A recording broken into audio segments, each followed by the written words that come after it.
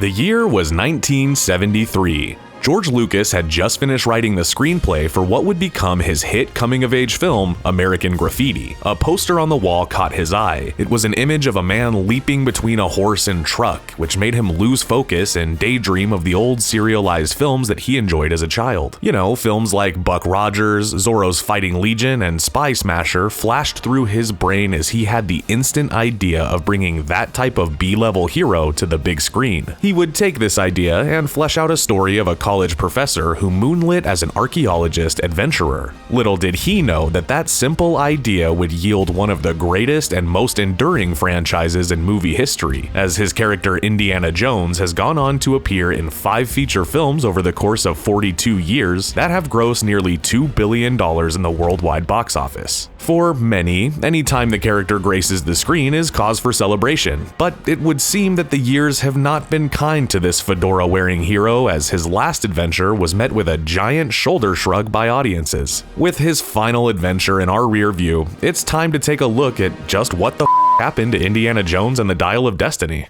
Launched on June 12, 1981, Raiders of the Lost Ark, as it was originally titled before officially being retitled to Indiana Jones and the Raiders of the Lost Ark in 1999 to match up with the titles of the other movies. The film would garner strong box office receipts, not falling out of the top 10 for 40 weeks. Eventually, Raiders would be heralded as one of the best films ever made, being recognized by the Library of Congress and National Film Registry as a film with great historical, cultural, and/or aesthetic value. I'm sure Tom Selleck was happy for the film's success, even if he was supposed to be starring as the heroic archaeologist who was originally named Indiana Smith, after George Lucas's dog. But Selleck was committed to the show Magnum P.I. at the time. Director Steven Spielberg and producer George Lucas asked CBS Studios to let Selleck out of his contract just 10 days early so they could shoot the movie. But CBS decided that the filmmakers asking for Selleck meant he was in demand and quickly moved forward with their series, forcing Selleck to drop out of the film and the filmmakers to turn to a man known for another iconic George Lucas role, Harrison Ford. With the success of Raiders, the studio quickly greenlit the original trilogy that George Lucas had pitched, although he didn't actually have 3 fully fleshed out stories to tell, so he and Spielberg went back to the drawing board to devise a worthy follow-up. The story for Temple of Doom was a far darker one, which both men attribute to the fact that at the time of its development, they were both going through relationship issues that saw them have a bleaker outlook on the world. The film, Indiana Jones and the Temple of Doom, would open on May 23, 1984, and garner a then record-breaking opening week of $45.7 million, on its way to becoming the highest-grossing film of that year at the worldwide box office with $333.1 million.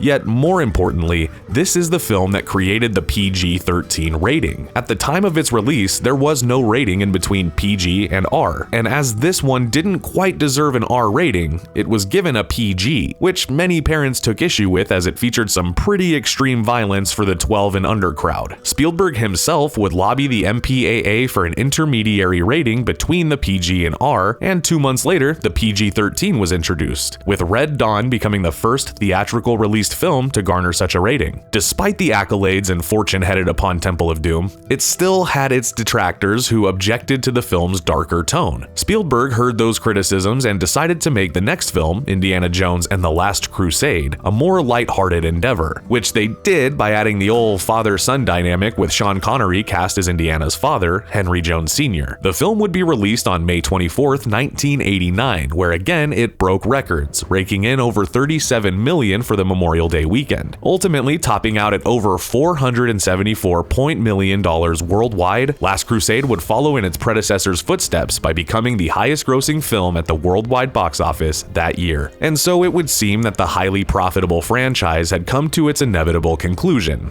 Of course, they would try to bring the series to the small screen in 1992 by creating The Young Indiana Jones Chronicles, starring Sean Patrick Flanery, but with the show's high production budget and unimpressive ratings, it was canceled after just a single season. They would bring it back to TV a few years later by releasing a string of made-for-TV movies, but ultimately, people just wanted another big screen adventure. And in actuality, there were plans for more big screen adventures in the works since Lucas and Spielberg made their first deals with Paramount. They had originally signed a 5-picture deal in 1979, however, after Last Crusade, Lucas just couldn't think of a good enough plot device to bring the character back. This is why they turned their attention to the Young Indiana Jones TV series, and even though that series was short-lived, it did help fuel the jet for the next big screen adventure. While filming the series, Harrison Ford would come back for a single episode where he narrated his 1920s adventure while in a 1950s Wyoming setting. When filming this scene, Lucas realized that this scene was a great entry point to telling a story of an older Indiana Jones, one set in the 50s that could feature that old B-movie magic that Lucas thought of when he originally conceived the idea. He felt that the original trilogy was inspired by the 1930s Saturday matinee serials, and the new stories could take their cue from 1950s B-movies, such as It Came from Outer Space and Them. And that, ladies and gentlemen, is when George Lucas decided the next Indiana Jones film would feature aliens.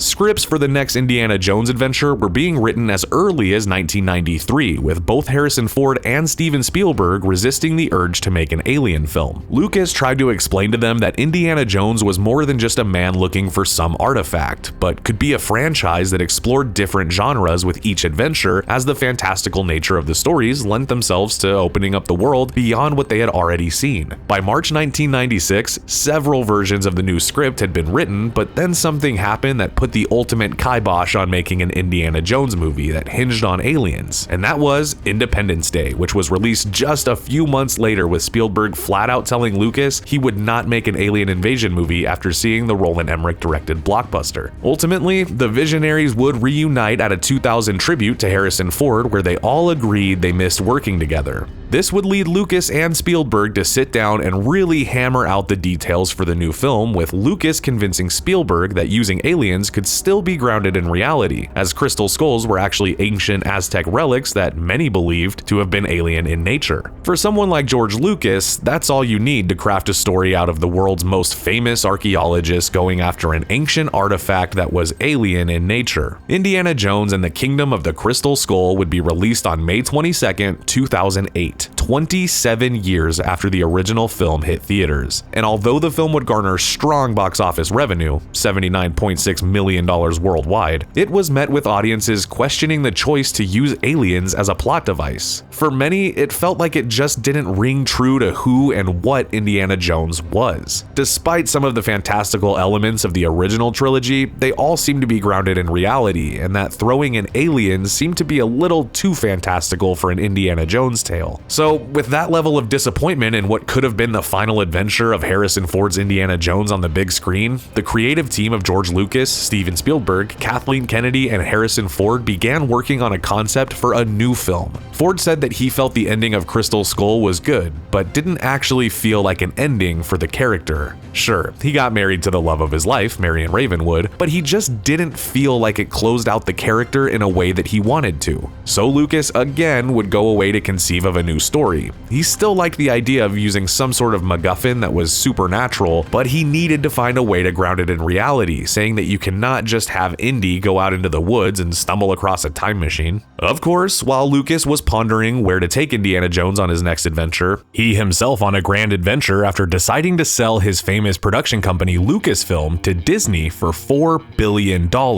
With his sale, Lucas would take a step back from the creative process of all of his own creations, including Star Wars and Indiana Jones. While many speculate that Lucas was not involved at all in the process of the new Indiana Jones film, Spielberg set the record straight by saying that there would never be an Indiana Jones movie without George Lucas's involvement, and that he would remain attached to the project as an executive producer. With a new script in the works from writer David Coep, a release date of 2019 was set. However, by early 2018, no final script had been approved, and Lucasfilm would hire writer Jonathan Kasdan to come on board and try to figure out the story, and the film would be pushed back to 2021. Of course, by mid-2019, Kasdan had left the project, with Coep rejoining the team. By February 2020, Spielberg, who had helmed all the previous entries in the franchise, decided he wanted to pass the film off to a new filmmaker to infuse it with a fresh perspective. So by May 2020, Logan and Ford v Ferrari director James Mangold was confirmed to have taken over directing duties, with him and Harrison Ford having previously worked together on the 2020 film The Call of the Wild, which Mangold produced. produced. Mangold was originally reluctant to sign on for the film as Kathleen Kennedy wanted to keep the 2021 release date, and that meant that Mangold would have to be ready to shoot within 6 months of signing on. And that was without an approved script being finished. What helped soothe Mangold's fears of a rushed production?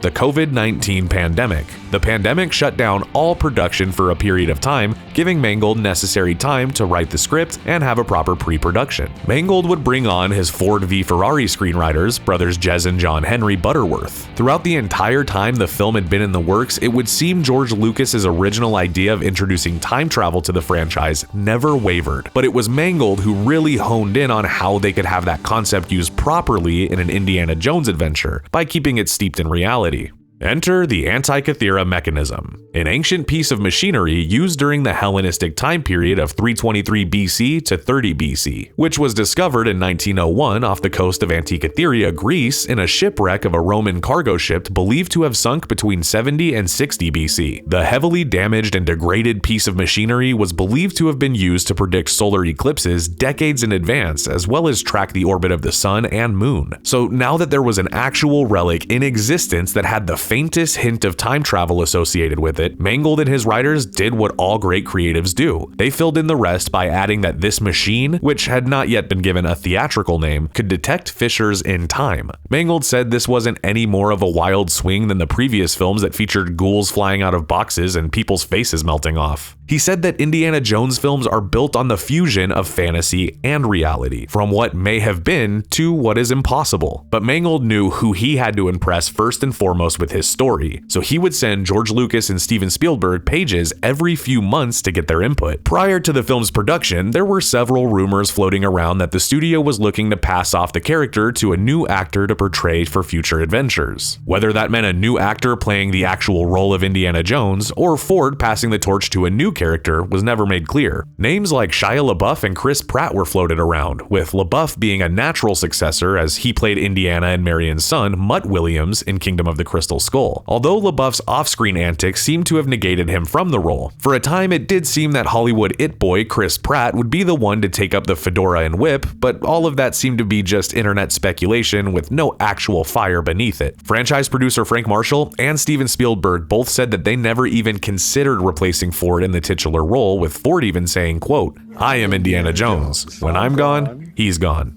Perhaps the idea wasn't to replace Indiana Jones, but to create a new character that could carry the franchise with further adventures. Enter Phoebe Waller-Bridge, who came on board to play Indiana's never-mentioned-before goddaughter Helena, while also helping punch up the script, something that was more than suited for her as she has multiple Emmys for writing on shows like Killing Eve and Fleabag, as well as helping bring to a close another iconic character with the James Bond film No Time to Die. By April 2021, things were starting to fall in line, with the casting in full bloom as names such as Mads Mikkelsen, Thomas Kretschmann, Toby Jones, Boyd Holbrook, Shantae Renee Wilson, and Antonio Banderas were added in undisclosed roles. Soon after, it was announced that John Rhys-Davies would also reprise his role as Sala, while two names remained suspiciously absent from any casting notices: Karen Allen, who played Indiana Jones's now-wife Marion Ravenwood, and Shia LaBeouf, who played the couple's son. For Allen, her absence would remain a mystery until the first screenings, when it was revealed she was indeed in the film, albeit in a glorified cameo. For Karen Allen, this was a bittersweet ending to her time in the series. She loved the fact that she was able to take part in the concluding chapter, but would reveal in interviews that originally her role was much larger in the earlier scripts, and that when James Mangold took over the project and rewrote the script, her role took a dramatic decline. She attributes her lack of screen time to the writers trying to figure out how to handle the character played by Shia LaBeouf. After the release of Kingdom of the Crystal Skull, LaBeouf decided to go full LaBeouf and criticize both the film and Steven Spielberg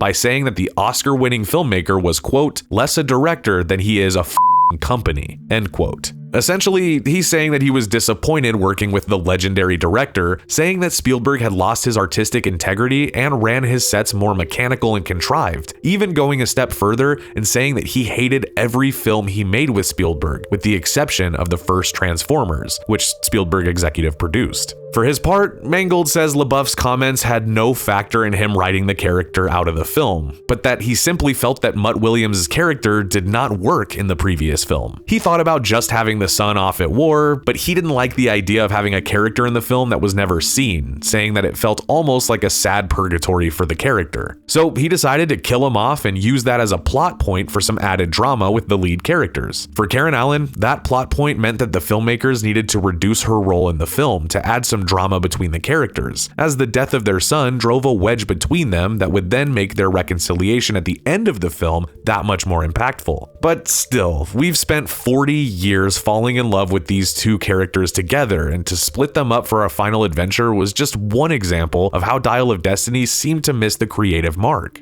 After nearly 15 years of false starts, on June 4th, 2021, a new Indiana Jones film had finally began production at the sound stages at Pinewood Studios near London, England. It would be a different shoot than any of the previous ones, not just because they were filming in the middle of a global pandemic that saw new protocols instilled, but also because they were dealing with a star that was in his late 70s, which would lead to any number of issues, which it did when Ford reportedly injured his shoulder rehearsing a fight scene, and the production was forced to shoot around the injury to give Ford time to heal. The film would shoot for a grueling 8.5 months and would be a global trotting affair with locations in Glasgow, Italy, and even the Mediterranean Sea, with the final day of shooting on February 26, 2022 back at Pinewood Studios. The film would cost a reported $295 million. Now, to put that into perspective, the budget of the original trilogy, all three films added together, was just $97 million. This one film cost over $100 million more than the entirety of the original trilogy. With the film in the can and fans eagerly awaiting the final adventure of one of our favorite characters, one thing that hadn't yet been released was the actual title of the film. The subtitle of a film can generally give you a slight indication as to the plot of the movie, and there is no franchise that uses subtitles to greater effect than Indiana Jones. So, on November 23rd, 2022, the day before Thanksgiving in the United States, Disney dropped the official title for the film, Indiana Jones and the Dial of Destiny. Intriguing. It would be just a week later that fans got their first look at the new adventure when the studio released the first teaser trailer, which did exactly what a teaser trailer should do. Got fans excited that a new Indiana Jones adventure was on the way. It was around this time that reports of disastrous test screenings started making their way online. A random YouTuber started posting tips from his own personal Hollywood spy that said Disney was so disappointed with the film that they demanded reshoots, and that after the reshoots, the film was still a genuine shit show that would forever tarnish the legacy of Indiana Jones. That person said that the studio had held test screenings where they tested 6 different endings and that the best score they ever received was a 35%. James Mangold saw these claims and quickly took to Twitter to set the record straight, stating that there had been 0 test screenings of the film. But the interneted and told Mangold that he was wrong. And whereas a director can certainly lie to protect their product, the one thing that was repeatedly said in these internet rumors was that at the end of the film, Phoebe Waller-Bridge's character puts on the fedora in all 6 endings, something Mangold flat out denied, and for those of us who have seen the movie, no one but Harrison Ford wears that fedora. So what did we learn? Don't trust the internet?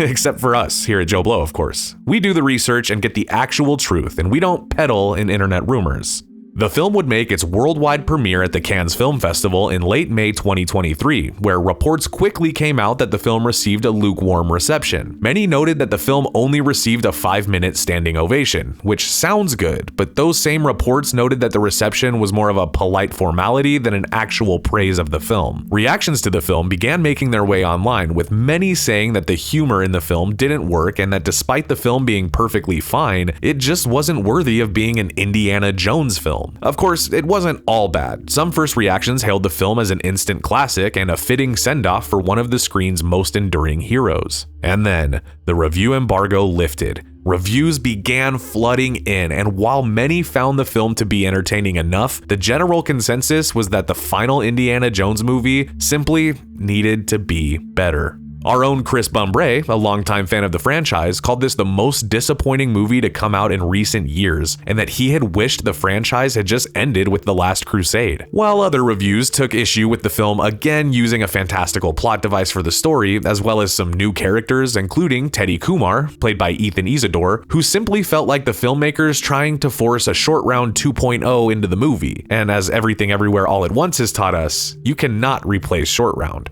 Indiana Jones and the Dial of Destiny was given a prime release date of June 30th, 2023, a date that would set it up for success over the domestic holiday of Independence Day. Its only competition being a run-in-the-mill animated film called Ruby Gilman, Teenage Kraken, and some independent film called Sound of Freedom about child sex trafficking. The Indiana Jones films had always been massive box office successes, but this one was facing an uphill battle. The previous film, Kingdom of the Crystal Skull, was able to secure an opening weekend of over 100 million, but people were generally let down with that film, and that usually leads to a softer opening for any sequel. It also faced a theatrical marketplace that saw older moviegoers, the type of moviegoers that this movie was geared towards, still being a bit hesitant to get back into theaters. On its opening weekend, Indiana Jones and the Dial of Destiny only managed $60.3 million, about $5 million less than even the most modest of predictions. Luckily, it still had the 4th of July holiday that would help pad out its numbers, but then something unexpected happened. That little independent movie about child sex trafficking actually beat Indiana Jones at the domestic box office on Tuesday, July 4th, pulling in $14.2 million against Indy's $11.6 million. Granted, there is a bit of an asterisk next to those numbers, as the studio behind Sound of Freedom used some newfangled pay-it-forward price model to run up those numbers. Even with that little asterisk, the fact of the matter is, Indiana Jones and the Dial of Destiny was turning into an unforeseen box office bomb, especially when you consider its massive near $300 million price tag. Sadly, the film would not recover. In its second weekend, it lost over 54% of its audience, and those numbers continued to fall until the film, as of the time of this writing, was only able to secure $382.6 million worldwide. Nowhere near what a film of that magnitude needed to even scratch the surface of profit. After 40 years, one of the screen's most iconic heroes would go out with a whimper. So, what do we make of this film's legacy? Can the Dial of Destiny one day be seen as a truly worthy send-off for the iconic whip-carrying hero? Or was he a hero that should have remained with the iconic action films of the 80s and nothing more? Only time can really tell. But the real question is, because no studio will ever allow a franchise to lay dormant for too long, how long will it be before we return to the world of Indiana Jones? And who will it be that dons the iconic fedora? And that, my friends, is what the happened to Indiana Jones and the Dial of Destiny.